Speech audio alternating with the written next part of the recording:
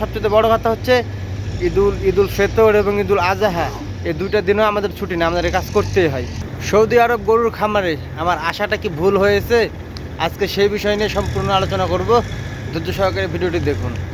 আসসালামু আলাইকুম, কেমন আছেন সবাই? আশা করি ভালোই আছেন। আমি আলহামদুলিল্লাহ, আপনাদের দোয়ায় আল্লাহ তাআলা ভালো রাখছে, আলহামদুলিল্লাহ। তো এখানে মূল বিষয় হচ্ছে আমি এখন সৌদি আরব গরুর ফার্মে কাজরত অবস্থায় আছি। তো এখানে আসার পরে মানে আমার সঙ্গে ভালো হয়েছে নাকি খারাপ হয়েছে সেই বিষয়টা আজকে আলোচনা করব। কারণ আমি আর একটা ভিডিওতে দেখাইছিলাম যে আমাদের কাজের যে টাইমটা সেইটা, তো অনেক প্রিয় ভাইয়েরা আমার, প্রিয় বোনেরা আমার কমেন্ট করছে যে ভাই এত কষ্ট এই ওই, তারপরে এত কষ্ট করার চাইতে দেশে চলে আসেন, দেশে কিছু একটা করেন, ওই শ্রম দেশে দেন, ইনশাআল্লাহ ভালো কিছু দেশে করতে পারবেন। আমি সকলের কমেন্টের সুন্দর রিপ্লাই দিয়েছি এবং সকলের কথার সঙ্গে আমিও একমত। তবে একটা কথা কি ভাই, যে সবার কপাল সব জায়গায় সয় না, এই কথাটা আমি এখন মানি। কেমন? তো এখানে মূল কাহিনী হচ্ছে আমি খামারে এসে কি ভুল করছি নাকি ভালো করছি, এই বিষয়টাই। তো দেখেন ভাই, আমার কাছে যেটা মনে হয় বুঝছেন, যে প্রবাসের মাটিতে শুধু আমি দিয়ে না, আমি যে গরুর ফার্মে কাজ করতেছি শুধু আমি দিয়ে না, যত প্রবাসীরা কাজ করতেছে সবাই কিন্তু কষ্ট করে টাকা ইনকাম করে।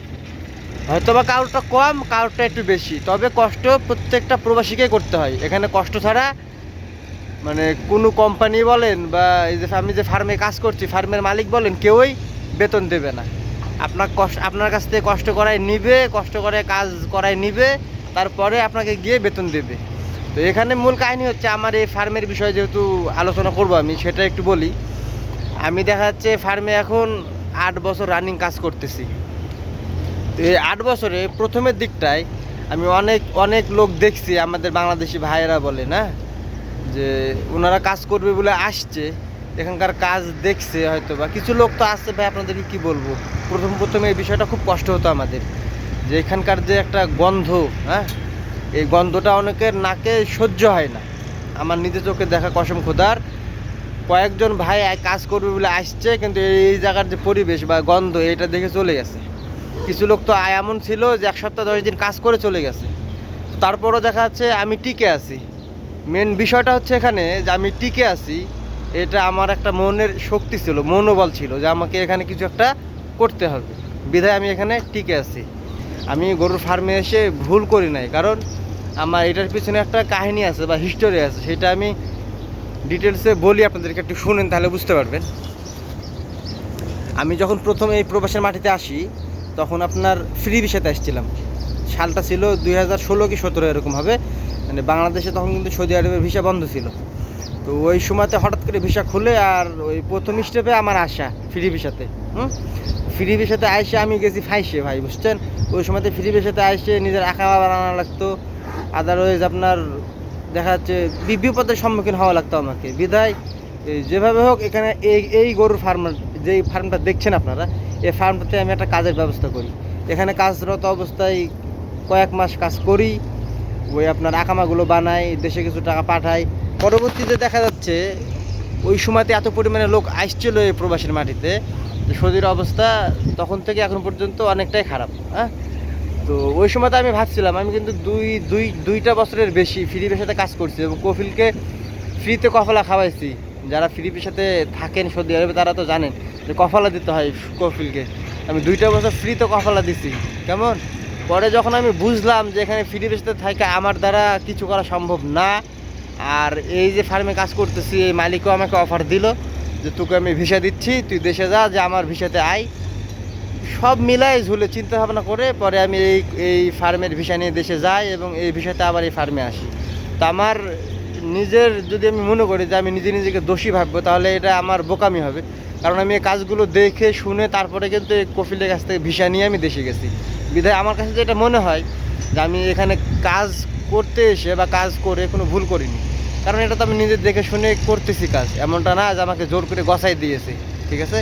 তো তো এখানে আপনার মূল বিষয়টা আমি বলি আপনাদেরকে, কষ্ট প্রত্যেকটা জায়গাতে, এখানেও আমি কষ্ট করছি, বিধায় আজ কষ্টের ফল হয়তো পাচ্ছি। হ্যাঁ, আমি ওই একটা ভিডিও বানাই দিয়েছিলাম যে প্রবাসী আমার এই গরুর খামারে একটা দিন কেমন যায়। তো ওই ভিডিওতে আমি পুরোটা দিন সকাল 6টা থেকে 5:30 থেকে রাত্রি 10টা পর্যন্ত কি করি সেই সম্পূর্ণ ডিটেলস দেওয়া ছিল। তো তো এমনটা না যে দেখা যাচ্ছে সকাল 6টা থেকে সন্ধ্যা 6টা 12 ঘন্টা, তারপরে আপনার 7, 8, 9, 10 আরও 4 ঘন্টা, 12, 4, 16 ঘন্টা টোটাল।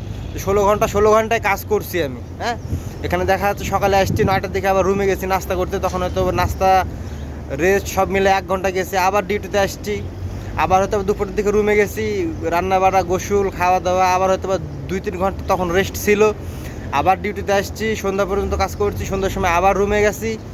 তো সন্ধ্যার সময় যাই দেখা যাচ্ছে আবার 1-1 ঘন্টা রেস্ট থাকে, নাস্তা সহ রেস্ট, আবার সন্ধ্যার পরে আসে রাত 10টার দিকে আমি রুমে যাই। এরকম একটা মানে টাইম মেনটেন করে কাজ করি আমরা। এমনটা না যে আমরা একটানা 16 ঘন্টা ডিউটি করতেই থাকি, কেমন?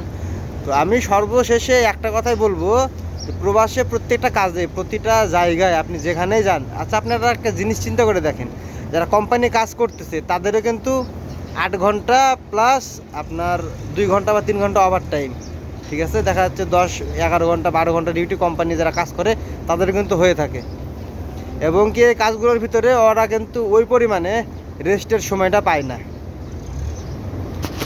তো অ্যাভারেজে যদি হিসাব করা যায়, ওই যে কোম্পানির কাজ করতেছে কত ঘন্টা, তো আমাদের এখানে আমাদের রেস্টের টাইমগুলো বাদ দিলে দেখা যাচ্ছে অ্যাভারেজে গিয়ে ওরকম টাইমটাই দাঁড়ায়।